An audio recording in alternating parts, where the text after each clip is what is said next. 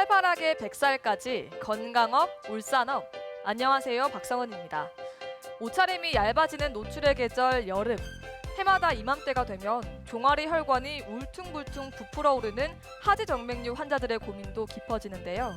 특히 날이 더워지면 혈관이 확장되기 때문에 하지정맥류 증상이 심해지거나 또 새롭게 생길 수도 있다고 합니다. 하지정맥류는 도대체 왜 생기는 걸까요? 건강업 울산업 오늘 이 시간에는 하지정맥류에 대한 자세한 정보 알아보겠습니다. 백승현 전문의와 함께합니다.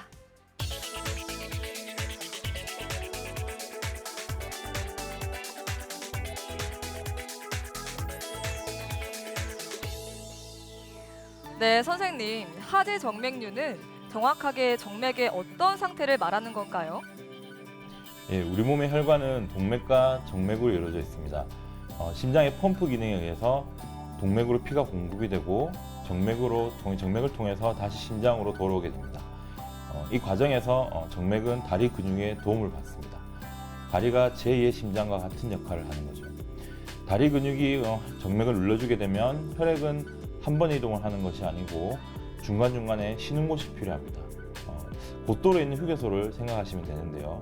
이 휴게소는 우리는 이제 판막이라고 부릅니다.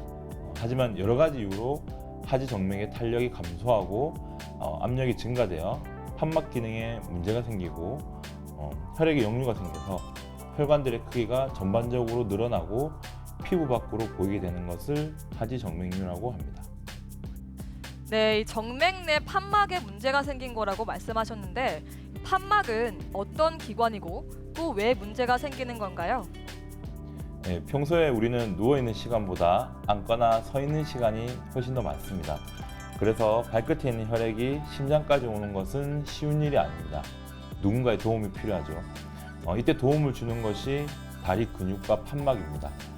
판막은 다리 정맥의 혈액이 이동할 때 피가 발 쪽으로 역류되는 것을 방지하여 심장 쪽 방향으로만 피가 올라오게 해줍니다.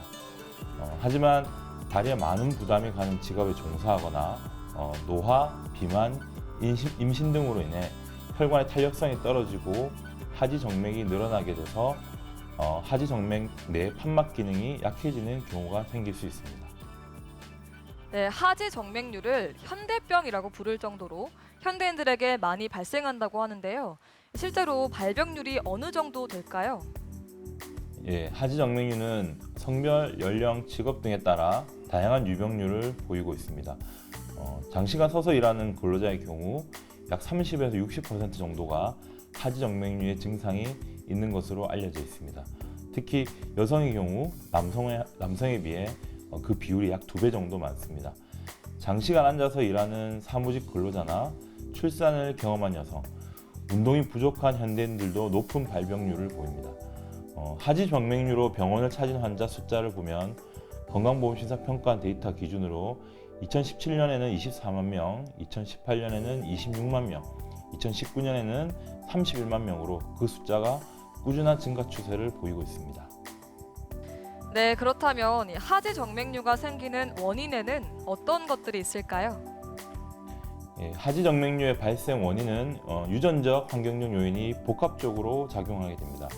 부모님이나 형제분 중에서 하지정맥류가 있으신 분들은 각별한 주의가 필요합니다. 남성보다는 여성에서 발생 비율이 높고 출산이나 비만, 고령으로 인해 정맥의 탄력성이 떨어지는 분들에게 잘 발생합니다. 직업적으로 오래 서서 일하는 육체 노동자나 장시간 한 자세로 앉아서 근무하는 사무직 근로자에게서 많이 발생하게 됩니다. 하지정맥류가 생기는 원인으로 가족력도 언급하셨는데요. 실제로 유전될 확률은 어느 정도 될까요? 문헌마다 차이는 있지만 부모 중 한 사람이 하지정맥류가 있을 경우 유전될 확률은 약 30에서 40%에 이르고 부모 두 분 모두 병이 있다면 확률은 더 올라가게 됩니다. 집안에 가족력이 있다면 어린 학생이나 젊은 분이라 할지라도 다리가 무겁고 피곤하고 시린 증상, 저린 증상이 있다면 하지정맥류를 의심해 볼 수 있겠습니다. 흔히 생각하시기에 피부에 혈관이 도드라져야만 하지정맥류라고 생각하시는 분들이 있는데 실제로는 육안적으로 혈관이 보이지 않는 하지정맥류 환자도 많기 때문에 주의가 필요합니다. 네, 하지 정맥류인지 아닌지 모르는 경우라면 어떤 증상으로 좀 구분할 수 있을까요? 스스로 알아보는 자가진단법은 다음과 같은 것들이 있습니다. 첫 번째, 다리가 무겁다. 두 번째, 조금만 걸어도 다리가 쉽게 피곤해진다. 세 번째, 다리에 쥐가 잘 난다. 그리고 네 번째로, 오후가 되면 다리가 자주 붓는다. 다섯 번째, 다리를 올리고 있으면 다리가 좀 편안해진다. 여섯 번째, 예전에는 그렇지 않았으나 어느 순간 다리 혈관이 구불구불하게 보인다. 일곱 번째, 다리의 실핏줄이나 혈관이 다른 사람들보다 좀 잘 보인다. 그리고 여덟 번째로, 다리에 피부병이 생겼는데 잘 낫지 않고 가려운 증상이 지속된다. 마지막으로 아홉 번째로, 허리나 무릎이 자주 아픈 이런 분들. 제가 말씀드린 것 중에서 한 세 가지 이상 해당이 되시는 분들은 가까운 의료기관을 찾아서 하지 정맥류에 대한 검사를 해보는 것이 좋겠습니다. 네, 하지 정맥류를 단순히 미용상의 문제로만 생각하는 경향이 많은데요. 그래서 외관으로 드러나는 혈관에는 전혀 문제가 없는데 치료를 받아야 할지 말아야 할지 고민하는 분들이 많을 것 같습니다. 어떤가요?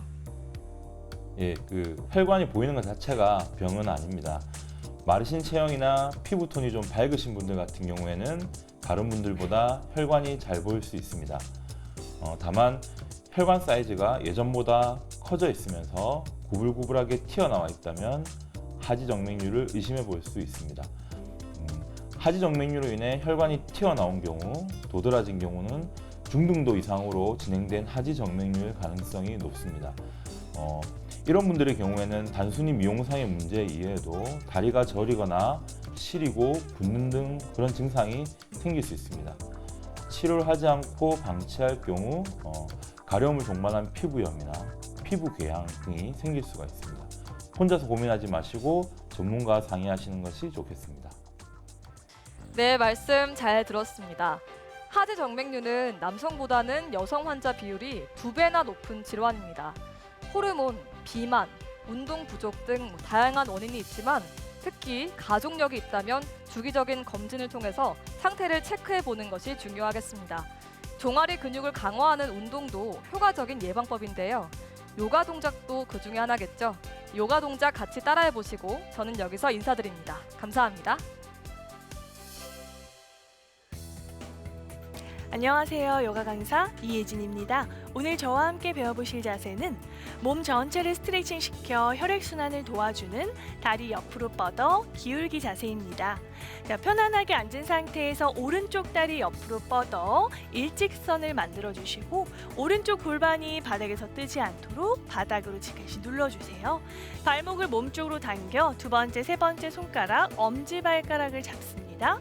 왼팔은 사선 방향 뻗으시며 마실 때 골반부터 정수리 길게 세우고 내쉴 때 오른쪽 팔꿈치 구부려 다리에 살짝 놓아주시거나 조금 더 가능하다면 팔꿈치를 다리 안쪽으로 내려놓으며 왼팔을 귀 옆으로 길게 뻗어냅니다. 마시고 팔 뻗어내시며 척추를 길게 제자리, 내쉴 때 팔꿈치 구부리며 옆구리랑 팔뚝, 다리 뻗어내주세요. 천천히 10번 반복해줍니다.